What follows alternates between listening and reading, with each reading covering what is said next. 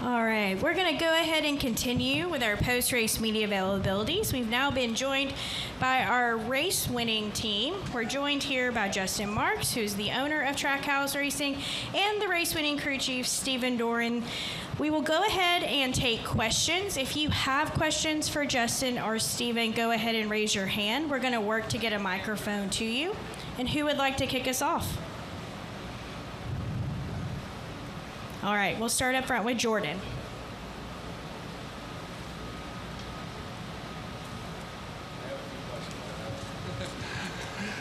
Jordan Bianchi, The Athletic. I guess this is for either one of you. What makes Shane so good here, particularly? From the outsider's perspective, it looks like it's a lot of patience, and he knows when to pick and choose his spots, and he's kind of content to just save his tires at times if he needs to. But from your perspective, you guys know best. What is it that he does so well here that is the difference? Well, I mean, for me, in my experience driving race cars for 20 years, it's his racing IQ. It's how strategic he can think while he's on the limit of the race car. You know, a lot of drivers, you know, it takes all of your mental bandwidth to drive the car fast. And Shane's one of these guys that can drive the car at the limit, but be thinking bigger picture stuff. So he knows where he is in the race. And, you know, he knows how to, I mean, he's great at managing his tires, his equipment, all that kind of stuff. Plus, you know, I think for his talent profile specifically, street races are just, they come very, very naturally to him. He's got a lot of experience doing it in the V8 Supercar series. But I think really in races like this where everybody is working so hard just to get the apexes and get out of the corner the right way and all that, he does that just naturally while he's thinking about bigger picture stuff, so he can really put the whole race together in a super impressive way.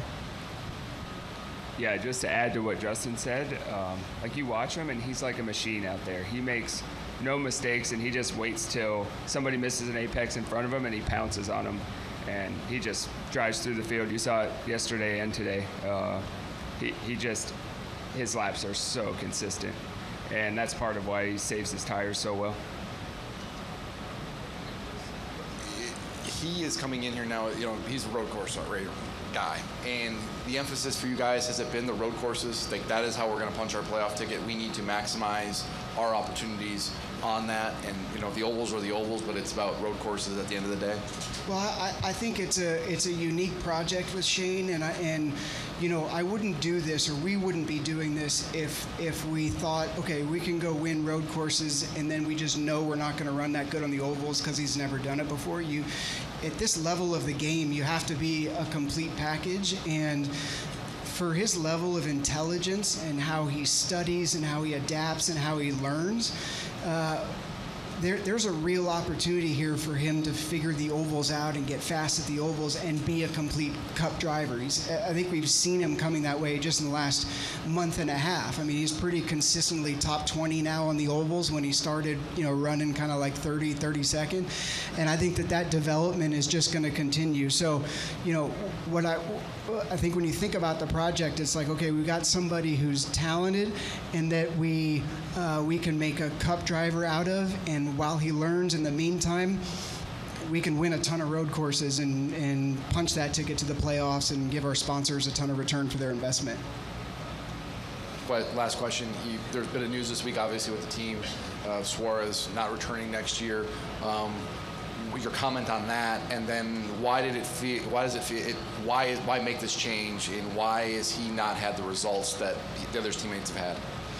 Yeah, I mean, as far as results, I don't know. I mean, you know, look, Daniel's been a huge part of this company for 4.5 years now, and you know, when we sat down and looked at mapped out our 3-year and our 5-year plan, and sort of the sponsorships and kind of like everything that we're trying to accomplish over the next 5 years of the company, you know, we just got to a point where, you know, we felt like that relationship had bared a lot of fruit for us, but it just was time to move on. So, you know, I don't. as we grow and as the team grows, obviously we have to identify different opportunities. Look, Daniel has been a huge part of this company and a great friend of mine. You know, we met last night, me and him, in the hotel for an hour down in the lobby, and we talked about our time together, everything that we've accomplished together, and him and I are in a really good place. It's just, this isn't a sport where, you know, you do the same thing forever. And as we grow, you know, we just felt like, you know, it was time to you know, wrap up that relationship and you know, work to try to help him to find the next opportunity, but continue to grow as a company what we're trying to accomplish. All right, we'll continue with questions. If you have a question, raise your hand. We'll get a mic to you. We're going to go here to the far right to Noah, and then up front to Bob. Noah Poser, kicking the tires. This is for Justin. So it was a weekend sweep for Shane, a runner-up for Connor in the Xfinity race, and another top 10 today for Ross. Obviously, Daniel had a premature end to the race today, but what is your overall assessment of the weekend for your organization? Yeah, I mean, I think that it was good. I think everybody had speed. I mean, I think Ross did a good job. When Ross first came here a few years ago, he was just lost. He was completely lost, and he's worked hard on understanding what it takes to be successful here at Chicago, and they had some really good speed. I think he ran top 10, sort of top 15 all day. Obviously, Shane does his thing, and then we just didn't really get an opportunity to see what Daniel had. I mean, he had a great start, passed some cars in the beginning, but then got tore up, and we just didn't get an opportunity to see it. So I think, you know, we focus hard on every race, but this is one where, you know, we've got a race car driver and a race team inside of the building that is so elite at this place that, you know, we try to learn from it and try to, you know, replicate it, whether it's on the engineering or the car side or on the driver's side. So from an effort, I'm always giving my team an A, and you know, I think that I think the one, like I said, the one had a good day, and I really wish that the 99 would have been able to complete their day, because I think we could have put together, you know, I think we could have put all three cars in the top 10. All right, we'll come up front to Bob. Bob Hawkers, Fox Sports. For both, when the 51 was buried in the barrier there, were you expecting a caution? And if so, would you have been worried about another restart?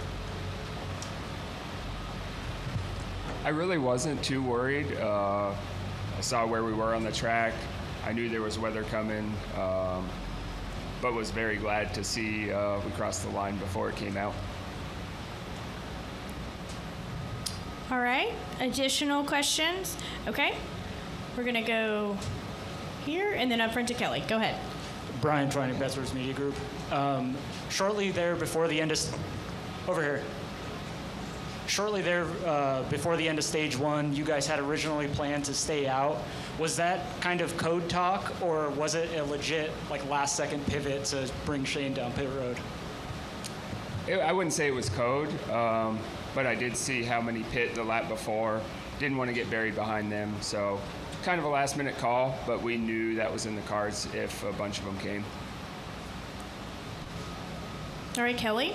Kelly, CrandallRacer.com. Stephen, you know SVG is going to do his job behind the wheel. How much pressure do you feel preparing these cars for road and street courses to just give him something in the ballpark so he can go out and do what he needs to do? Yeah, I don't know that I feel pressure. It's excitement knowing that if our team does our job, we have a good shot at it, and that's what I preach to our guys before the race. Like, just execute, smooth on pit stops, nothing fancy. Just get your job done and let him go back out there and do his thing. And our guys have been great, Mexico and here, just executing all day. Strategy was good, just two solid days. I was going to say that I was going to go find Stephen before the race, and I ran out of time and couldn't find him. But it's like, in these positions, when you've got a guy like Shane, you know, you don't have to push or get cute or try or anything like that. It's just about doing your job well, whether it's pit crew or Stephen running the strategy or whatever. Is like just not putting yourself in a position to make mistakes and pushing too hard. It's just like, do the job and do it well, and then just let the driver go do his thing. All right, we'll go front to Jeff, please, and then back to Bob. Jeff right here. There you go. Justin, what do you think that Shane has to do in the coming years, I guess, to be considered the best NASCAR road racer ever? It's, he obviously has the talent to do it. It's still early, so I don't know if it's there, if that title's there yet, but like, what else do you think he has to accomplish to prove that to everybody? Well, I think it's just keep winning. I mean, I think at the end of the day, it's just keep going to these races like today where you just execute a complete race and don't make mistakes and win. I mean, I think it's super, super simple. I don't want to jump the gun, but I mean, he's the best road course stock car racer that I've ever seen. And I think when he's done with us all and walks away from the sport, I think he's going to walk away as the best road course racer that this sport has ever seen. And I think it's just, like I said earlier, it's like you put him in these situations that he's got to learn quickly and adapt quickly, and he does it. I mean, like Mexico was ridiculous. I mean, it was just ridiculous. And, everybody, it was an equalizer. Nobody had ever been there before. Everybody had to figure it out. And the guy wins by 18 seconds. And so, yeah, I don't think it's more complicated than just going to racetracks and consistently and reliably just beating everybody. All right, microphone to Bob, please. Go ahead, Bob. Yeah, Bob Parkhurst, Fox Sports. Justin, regardless of whether you have SVG or not, like there's some questions whether Mexico returns, a lot of doubts on whether this race returns. Do you have opinions on either? Well, I mean, I think it's Mexico in particular, I think it's a great thing that this sport is going to other countries, because what we have here is such a unique form of racing. There's open wheel racing all around the world. There's sports car racing all around the world. But the NASCAR Cup Series is one of the most competitive, if not the most competitive form of racing in the world, and it's a spectacle. And I think that, exposing people to it is important, and I think should be a very high priority on NASCAR's business development strategy. I mean, we went to Austria like 3 weeks ago to a big Red Bull event, and like Max was there with the F1 car, and the Dakar rally cars were there, and the bikes were there, and people freaked out over the Cup car. It sounded different than anything they'd ever heard before. It looked different than anything they'd ever heard before. I'm leaving Tuesday night to go to Goodwood to go. There you go.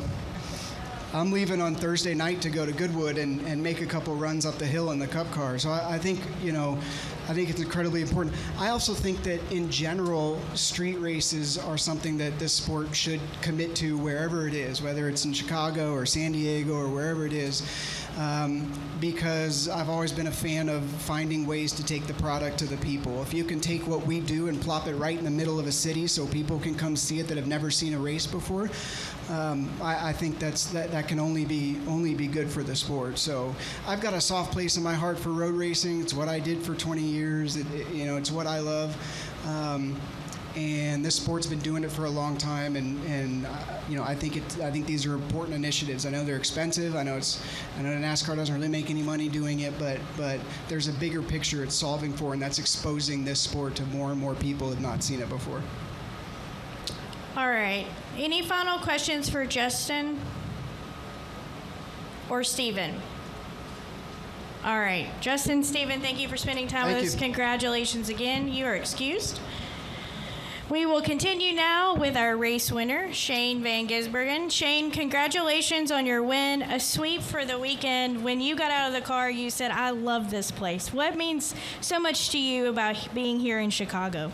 Yeah, epic weekend for us. I'm a lucky guy. I got to drive for two great teams in JR Motorsports and Trackhouse, and it just made my job easy. We had great preparation, and my cars all weekend were excellent. And then today, the strategy was a bit back and forth. I was probably a bit conservative at the start, and not aggressive enough. But our pace was good, and then just believing in Stephen, he did a great job on painting the picture on strategy again. And even though we were a little bit out of sync, it was going to work out for the better. And had some really great battles at the end. The guys at the end I felt were really, really strong, but we probably had a tyre advantage. So cool win here again. I've had a great run at this place, and I really enjoy it.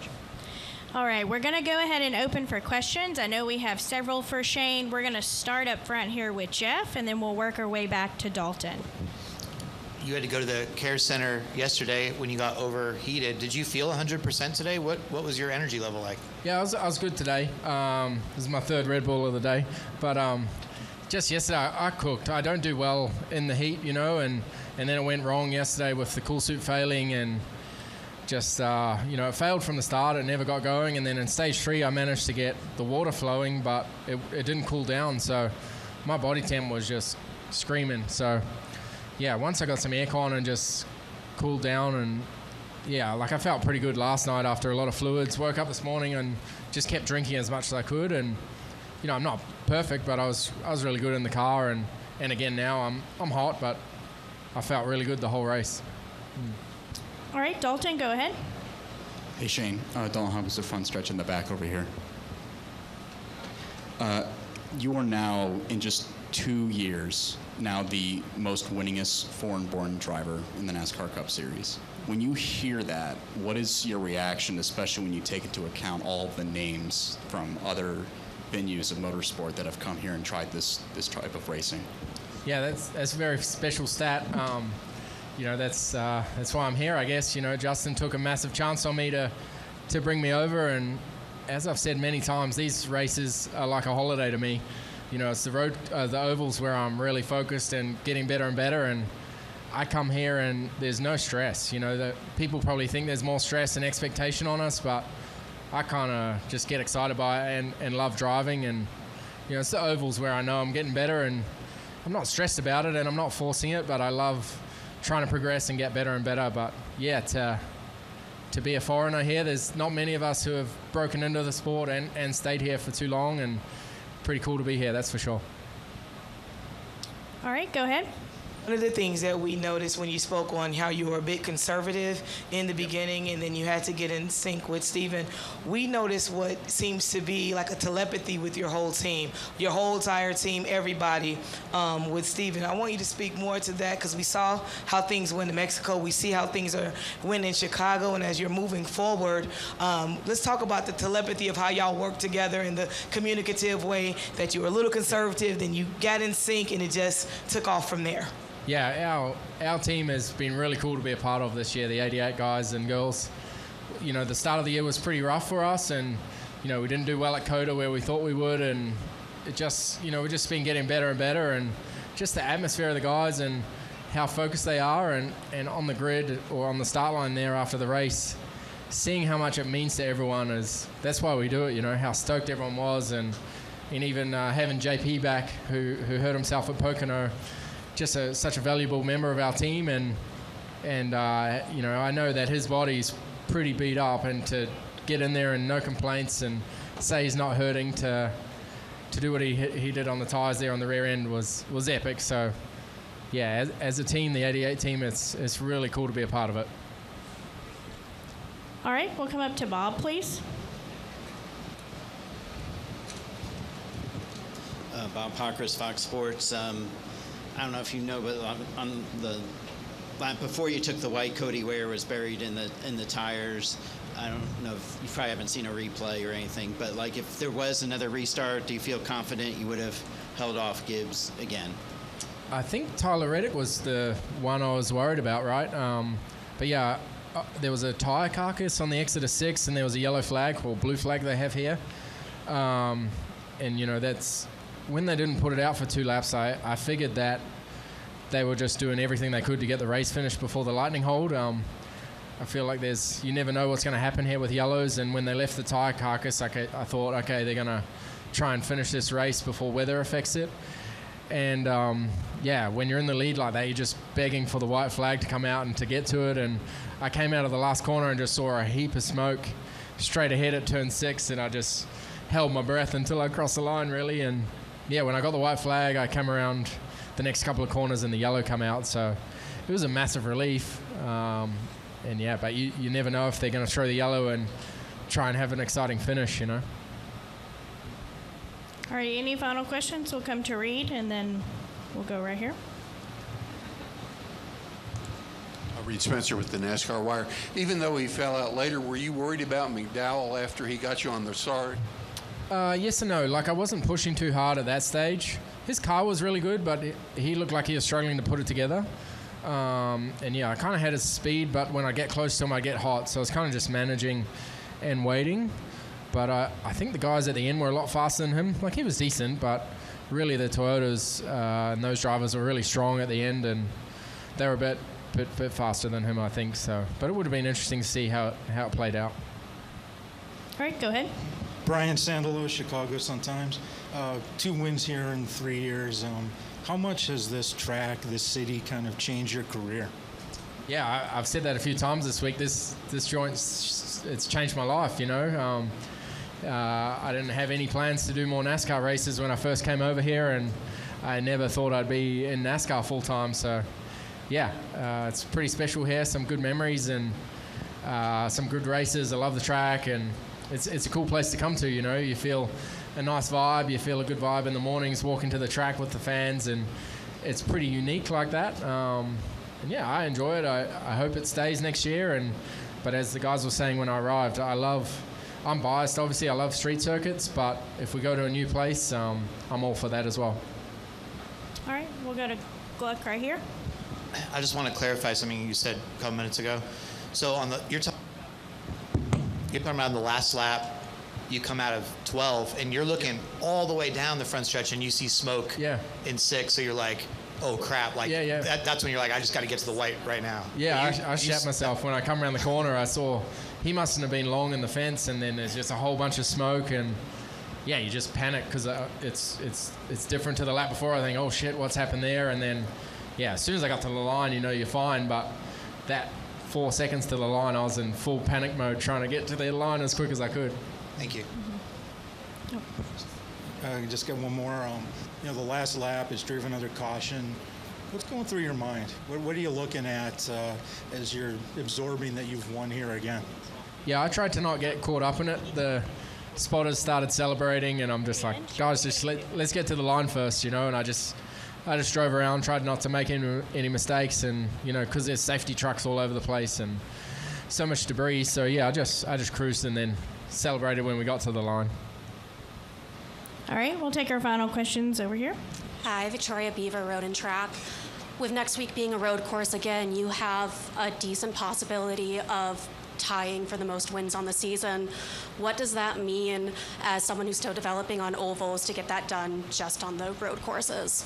Yeah, it's amazing. You know, we've had a pretty good year on road courses so far and had glimpses of speed, but I really think we've developed our car as well. There have been some areas that we haven't been good at. We've been lacking a little bit. So, yeah, like our car setup's drastically changed in the last few road courses, and it's been great trying to understand this car and be able to try stuff. And yeah, it's I'm slowly starting to understand it, but there's still some things we can be a lot better at. But yeah, try again next week, and we can just keep trying to be better. And when you're in the position now where you have that that playoff spot, you can take more risk, and it's been enjoyable, you know, figuring this car out and getting outside the box a little bit. All right, go ahead. Hi, I'm Evie. I'm a student from Northwestern. How do you think your prior experience with street racing translated into success on this course? Yeah, it certainly helps. I think the first year was a big gap to the other guys. That's what I grew up doing in racing in Australia. When I moved there, most of the races were street tracks, or half of them at least. But I really feel like a lot of people are really good here at the moment. But thankfully, we've been able to keep getting better, get our cars better, and I've understood the track better. So, yeah, I guess I'm a little more comfortable with the walls on both sides of the car and just being accurate and knowing where to take risk or not. So, seems to still be my strength here, I think. All right, and I think we had one other question. Kendall, right behind you. Thank you. Congratulations, Shane. Thanks. Now with 2 wins on the season, I think it's safe to say you're locked. When preparation for the round of 16 begin, knowing that there is a road course in the round of 12, leading to the possibility of a round of 8 appearance and potentially a fight for a championship?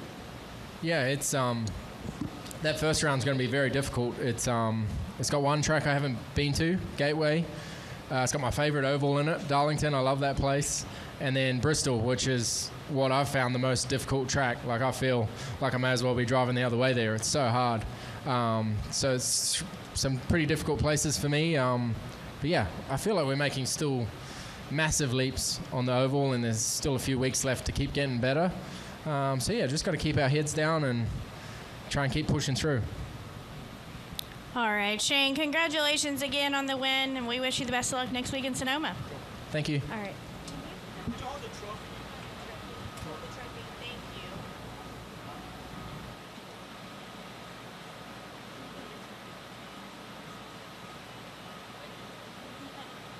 Thanks, Shane.